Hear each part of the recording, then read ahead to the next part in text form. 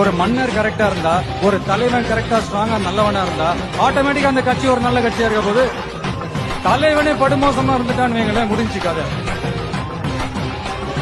கமாண்டா இதாண்டா நமக்கான ஏரியா, தாண்டா நமக்கான கட்சி. தலைவர் எவ்வழியோ வழிதான். தர்மம் தாங்க ஜெயிக்கும், நியாயம் தாங்க ஜெயிக்கும். ஆனா கொஞ்சம் லேட்டா ஜெயிக்கும். புழுக்கம் ஏற்பட்டா மழை பெய்யற மாதிரி ரொம்ப நெருக்கடி ஏற்பட்ட இந்த தகுதியான மனிதர்கள் ஆட்டோமேட்டிக்கா உள்ள போனாச்சு. அவங்க ஒருத்தன் கிளம்பி வருவான், அடிபட்டு நொந்து நூலாயி அவன் லீடரா மாறுவான். இயற்கையான ஒண்ணும் பண்ண முடியாது. அவனுக்கு கீழே நடக்கும் பாருங்க ஒரு சர்க்கார்.